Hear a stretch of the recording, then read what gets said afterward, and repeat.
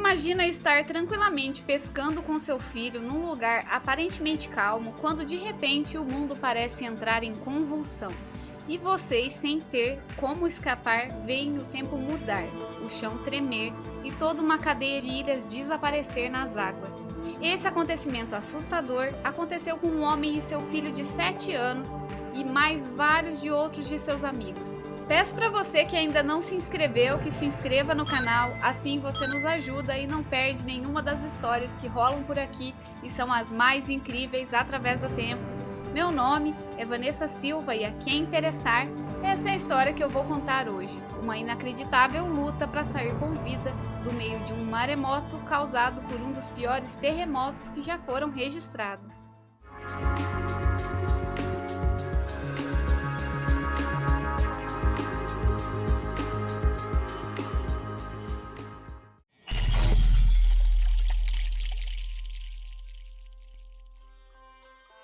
No dia 9 de julho de 1958, Howie Urich, pescador profissional de 32 anos de Pelican, Alasca, estava pescando com a técnica Corrico, que se trata de uma técnica de deixar a isca parecendo viva e se movimentar devagar com o barco, ao largo da Baía de Lituia, com seu filho de 7 anos. Ouviu então o boletim meteorológico das 18 horas. Havia possibilidade de fortes ventos de sudoeste. Em circunstâncias normais, Howie não teria dado a maior importância ao aviso, mas naquele momento foi até a cabine de comando de seu barco de 11 metros, o Edrie, comunicando-se pelo rádio com seu sócio Stutz Graham, que seguia uma rota paralela a 45 metros do lado de bombordo.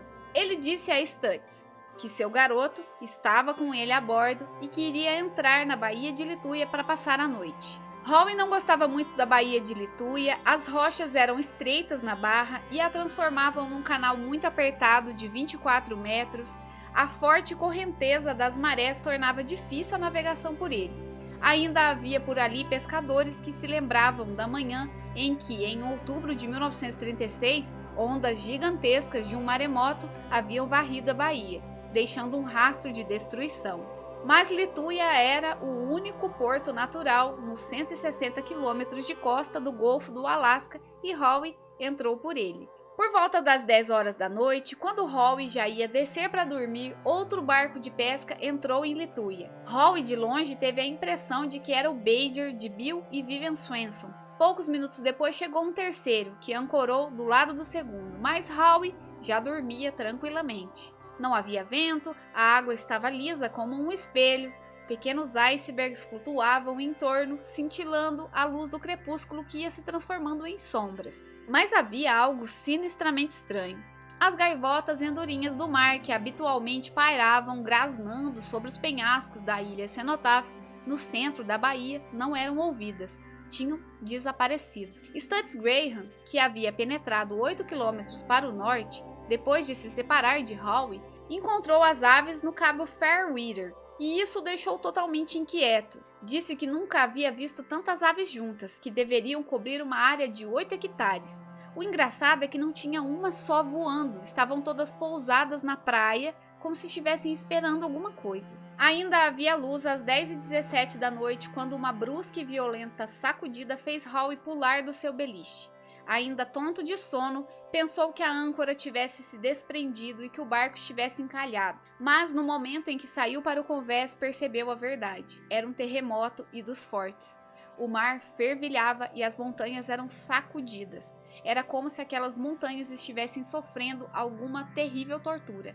Dá para imaginar o que é ver uma montanha de 3.000 metros se contorcer e se sacudir? Nuvens de neve e pedras eram atiradas para o céu. Das encostas se desprendiam grandes blocos que rolavam em avalanche para a baía. Grandes pedaços de gelo voavam da geleira de Lituia, como um carregamento de pedras que rolava da caçamba de um caminhão. Howie não sabia disso, mas em Juneau, capital do Alasca, o terremoto havia jogado muitas pessoas para fora da cama. Perto de Cross Sound, polvos, bacalhaus e outros peixes em quantidades foram mortos pelos choques das ondas. O cabo de comunicações do Alasca entre Haines e Skagway se rompeu em 4 lugares. Em Seattle, a agulha do sismógrafo saiu completamente do papel que rabiscava o gráfico. Numa verificação final, apuraram que o abalo estava entre os 4 mais violentos da história da América do Norte, aproximando-se de 8 na escala Richter de grandeza. Como vimos outro dia aqui no canal no vídeo 33, os terremotos que abalaram o Chile, que foi o maior terremoto já registrado por aparelhos, a escala foi de 9,5. E o terremoto de São Francisco, que também já contamos aqui no canal, é o vídeo número 8, quando as chamas devoraram São Francisco, em 1906 atingiu 8,25 da escala Richter. Já clica no card para ver em seguida essas histórias se você ainda não viu, que também são bem interessantes. Só por essas comparações já dá para perceber que o terremoto foi mesmo dos grandes. Enquanto seu barco preso na âncora era sacudido, Howe estava paralisado pelo espetáculo que se deparava. Havia em tudo alguma coisa hipnótica, fantástica. Quase precisava se beliscar para despertar. Seu filho já estava no convés ao seu lado, esfregando os olhos, sonolento. Howe fez uma tentativa de colocar um salva-vidas no garoto. Não tinha uma impressão real do perigo, estava convencido de que seu barco flutuaria até acabar o abalo, mas de uma certa forma achou que deveria, por precaução, fazer isso. Não se preocupou com o salva-vidas para si mesmo. De fato, só depois de muito tempo percebeu que estava apenas com as roupas de baixo com que havia se deitado. Faltavam poucos segundos para as 10h20, cerca de 2 minutos e meio depois de haver sentido pela primeira vez o terremoto, Howe ouviu um estrondo surdo que crescia. Não tardou que o ruído enchesse todo o côncavo da baía. Howe chegou a sentir o impacto vibrante na pele. No alto das encostas da baía, a 10 quilômetros de seu barco, um amontoado de gelo, pedra e terra se deslocaram, mergulhando a seguir na estreita barra e provocando uma onda de cascatas, que pareceu explodir através da baía a uma altura espantosa. Pesadamente e implacável, o paredão de água começou a avançar sobre seu barco. Ordenou ao filho que fosse para baixo e instantes depois se lembrou de gritar a ele que não esquecesse o colete salva-vidas, e foi colocar no filho, que estava trêmulo e apavorado, mas ficou firme enquanto o pai procurava nervosamente amarrar o colete. Preciosos 2 segundos se passaram, que pareciam uma eternidade, onde fragmentos de pensamentos tocados de pânico se debatiam na cabeça de Howe. Era preciso se afastar da praia, tinha de levantar a âncora. Lembrou-se então de seu sócio e amigo, Stutz, que estava com seu filho de 17 anos, Ken. Estavam a apenas alguns quilômetros de distância no cabo Fairweather. Correu para o rádio. Stutz tinha acabado de desligar a luz da proa quando o seu barco guinou para frente e depois adernou violentamente para o lado direito do barco. Ele e o filho correram para o convés.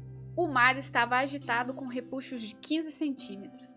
As ondas se quebravam furiosamente umas contra as outras e faziam ferver a água numa raivosa espuma branca. Stutz pediu ao filho que ligasse o motor. Também lembrou-se de Howe e correu para o rádio. Do receptor saiu uma confusão de rumores nervosos, gritos, brados inacabados de alarme. Em seguida, o que ouviu mais claramente do que todo o resto foi: "Socorro, socorro! Fala o Ebre na Baía de Lituia! Há um marimota solta por aqui, acho que não podemos escapar!" Howe não se lembra de haver transmitido seu pedido de socorro, recordava-se apenas que, quando a imensa onda rolou pela baía, a primeira coisa que ele fez foi ligar o motor e acionar o molinete para levantar a âncora. Ele pretendia ir de encontro com a onda, achava que tinha que ir para um lugar mais fundo antes que ela os arremessasse contra a praia. A âncora, uma Danforth de 29 quilos, não se moveu do lugar. Os convulsivos deslocamentos de terra deviam ter aberto alguma fenda que a engoliram e a mantiveram presa. Desesperado, deixou a corrente da âncora desenrolar todo o comprimento dos seus 70 metros. Talvez assim houvesse bastante folga para o barco passar por sobre a onda. Em seguida, com o motor e com o leme, começou a manobrar o agitado barco de modo a colocá-lo de frente para o paredão de água que se aproximava impetuosamente. A onda atingiu uma altura de cerca de 30 metros quando se lançou sobre a ilha cenotáfica. Se estendeu de uma praia a outra da ilha, numa linha de 4 quilômetros, se quebrando vigorosamente ao varrer o lado norte da ilha. E onde quer que tocasse, arrancava troncos seculares, varrendo a terra até as rochas. Abetos de 2 metros de altura eram atirados na baía, tão despidos de casca como se houvessem passado por uma serraria. Howe ainda não tinha conseguido virar inteiramente a proa do barco na direção da onda quando ela o atingiu. Ele disse que era como se estivesse subindo num elevador que parecia que nunca mais ia acabar. A corrente da âncora de 13 milímetros quebrou no molinete como se fosse um pedaço de barbante, e a ponta solta foi se enroscar em torno da cabine de comando, quase arrancando a cabeça de Howe. A onda levantou o barco muito acima da linha da praia, o atirou sobre a copa das árvores. Howe perdeu as esperanças. Ele via as árvores se despedaçando sobre o barco e não havia o que se fazer. Tinha certeza que em breve seriam atirados sobre as pedras. Então o barco deslizou miraculosamente sobre a crista da onda e foi colhido pelo refluxo. A descida foi interminável. Howe, com o motor ligado a toda força, não largava a roda do leme, num desesperado esforço para conservar a proa no rumo da ilha Cenotaph. Pela primeira vez, começou a pensar que ele e seu filho teriam alguma possibilidade de salvação. Nenhum dos outros 2 barcos ancorados na Baía de Lituia resistiu tanto. No Badger, Vivian Swanson viu a grande onda se aproximar e já gritou ao marido o que fariam. Por um instante, Bill Swanson pensou em seguir o exemplo de Orville e Mickey Wagner no barco de 13,5 metros, Sunmore, que havia ancorado ao lado deles, levantar a âncora e tentar ganhar o canal e o alto mar, mas chegou à conclusão que o Badger não ia ter tempo para isso. Aproximou-se da mulher e ficou à espera. Depois disso, enquanto uma onda os arrastava para o alto, ouviu o último e doloroso grito de Mickey Wagner, pelo rádio, chamando pela mãe, e depois viu o novo e bem pintado barco Sunmore ser completamente coberto pela água até a cabina de comando e ir avançando em direção a um penhasco. O barco de Swanson subiu como um palito de fósforo sobre a ponta da pedra de 150 metros de largura que havia na entrada da baía, passando por cima para o mar aberto. Quando passavam pela ponta, viram embaixo rochedos do tamanho de casas. 400 metros além da costa, o barco atingiu com o casco o fundo do mar. Enquanto as águas geladas se fechavam sobre eles, através do casco despedaçado, os Swansons arrebentavam desesperadamente os cabos que prendiam ao teto da cabine de comando o seu bote salva-vidas de 2,5 metros. Já tinham água pelos joelhos quando deixaram o barco despedaçado. Como os remos tinham sido levados pelas águas, Bill arrancou um dos bancos do bote e começou a remar com ele. Os rádios estavam em atividade por toda a área, enquanto os comandantes saíram à procura de todos os barcos da pequena frota pesqueira, mais solidária do que nunca nas horas de perigo. Vindo do cabo Fairweather a toda velocidade, Stutz repetia a cada instante: Aqui fala o homem, chamando o Weather. Howe, você está me ouvindo? Sentia que tinha sido atirado tumultuosamente em outro mundo. Dentro da baía, um tremendo mau cheiro enchia o denso crepúsculo, parecia uma explosão num porão de mantimentos. Um estranho nevoeiro escurecia toda a atmosfera. Ele viu a água invadindo a praia, formando lagoas centenas de metros terra adentro, ao mesmo tempo que unia a praia com as montanhas de destroços. Mas o mais fantástico era ver a linha da costa, coberta de vegetação até alguns momentos antes, agora estava totalmente limpa, e até as rochas brilhavam a uma altura de 500 metros. Na baía, as árvores derrubadas eram agitadas e impulsionadas em correntes e redemoinhos anormais. Se entrelaçavam e se levantavam como espantalhos. Grandes blocos de gelo da geleira giravam incessantemente, se chocando uns contra os outros. Nesse momento, Howe resolveu fazer uma tentativa para sair da baía. Começou a avançar cautelosamente pelo canal. Ele quase não via mais nada, nem sequer um ponto de referência, tinha que seguir o rumo pela bússola. Talvez a maré estivesse contrária, talvez no caminho um tronco destruísse o casco do barco, mas era um risco menor do que ficar vagando ali dentro até serem despedaçados. Ele amarrou algumas almofadas em torno de seu filho e recomendou que ele se agarrasse bem para salvar sua vida. O barco chegou ao canal em plena vazante. Howe manobrou nas águas rápidas e dali a alguns instantes era arrastado para o alto mar, batido pelas ondas que se arrebentavam em cheio sobre a casa do leme. Mas o barco resistiu bem pela proa e pela popa, e a frente reforçada se erguia obstinadamente depois de cada onda. Howe teve a impressão de mal haver respirado até que finalmente o forte barquinho atingiu a relativa calma do mar. começou a tremer, a adrenalina havia baixado e agora ele sentia as consequências dos momentos difíceis pelo qual havia passado. Depois de se acalmar, desceu e foi se vestir. Navegando a toda força rumo a sudeste, Stutz Graham foi logo forçado a reduzir a velocidade, primeiro para 5 nós, depois para 2, à medida que os destroços que vieram da Baía de Lituia começaram a se espalhar nas duas direções opostas da costa. Ken Graham, deitado na proa do Lumen, olhava como a luz da lanterna elétrica a água escura e cheia de destroços, orientando o pai para virar para bombordo ou para estibordo e às vezes gritava "Contra-marcha!". Inexplicavelmente, Stutz Graham desligou o motor ao se aproximar de Lituia. Não havia uma razão específica para fazer isso, ele simplesmente parou ali e, na verdade, o que ele fez foi muito perigoso. Não devia estar a mais de 9 metros de água. Era bem possível que o barco ficasse encalhado ou à deriva. Foi uma dessas coisas insensatas que todo mundo faz às vezes na hora de crise. Ele não era um homem muito religioso, mas quando acontecem coisas assim, quando os fatos parecem ser sem sentido e se articulam para um objetivo de que não se tem a menor ideia, é mais reconfortante afirmar que alguém ou alguma coisa no alto está tomando conta de tudo. No momento em que parou o motor, um novo som quebrou o silêncio, um grito agudo e queixoso. Parecia mais uma ave, mas ele e seu filho ficaram correndo de um lado para o outro do barco, procurando saber de onde vinha. O silêncio voltou a reinar. Depois de alguns instantes, ligou de novo o motor. Dali a pouco sentiu mais uma vez com o impulso de desligá-lo. Fez isso por mais 2 vezes, uma terceira, e na 4ª vez tornou a ouvir aquele horripilante grito de socorro. Era o pequeno bote salva-vidas de Bill Swenson. Estava quase encostado ao lado do bombordo do Lumen, com apenas 10 centímetros do casco acima da água, com água até a cintura, uma água de 10 graus de temperatura.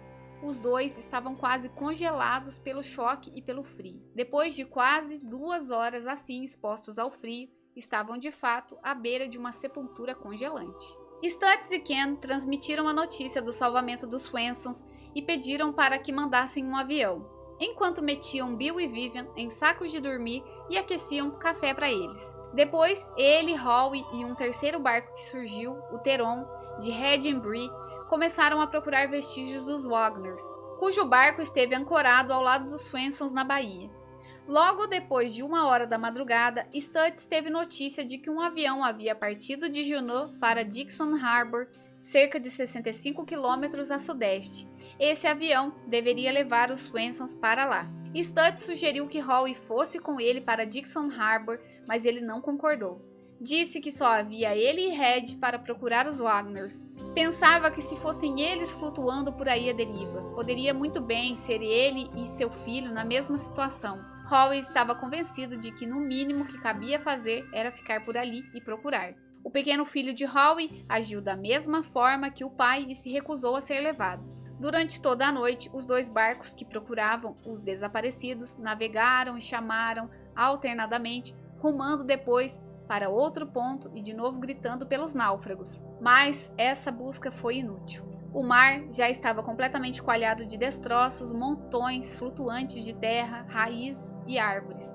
Algumas de pé deslizavam pela superfície como ilhas fantásticas. Howie se virou para seu filho e disse: "Então, amigão, que é que me diz de toda essa confusão?" E ele, com os olhinhos brilhantes e calmos, respondeu: "Papai, vamos voltar para Pelican, por favor." Howie abraçou o filho e tomou o rumo de sudeste, aumentando a velocidade. Quando passava por Dixon Harbor, um barco o chamou. Era o Lumen. Stutz não tinha partido e estava à espera de seu sócio para voltarem para Pelican juntos, como convém a bons amigos. À plena luz do novo dia, todos rumaram para Cross Sound. Tinham sido bem longas aquelas 24 horas. E aqui chegamos ao fim de mais uma história. Confesso que fiquei aliviada com o desfecho, nem dá para imaginar como seria enfrentar a fúria da natureza assim tão de perto. Essa história faz parte das mais de 50 contidas no livro Catástrofes, Desastres e Aventuras que Comoveram o Mundo. É um livro de 1965 e cada história é de um autor diferente. As histórias são um ajuntado das seleções da revista Reader's Digest. Não se esqueça de se inscrever no canal e ativar o sininho para não perder nenhuma dessas incríveis histórias que rolam por aqui, Confira também os vídeos curtos que começamos a postar no canal com outras curiosidades. Se possível, compartilhe com alguém que possa gostar do nosso conteúdo. Vou deixar na descrição do vídeo as informações sobre Lawrence Elliott, autor de Maremoto no Alasca, assim como as demais informações sobre o livro. Eu fico por aqui, uma ótima semana a todos vocês e até a próxima história.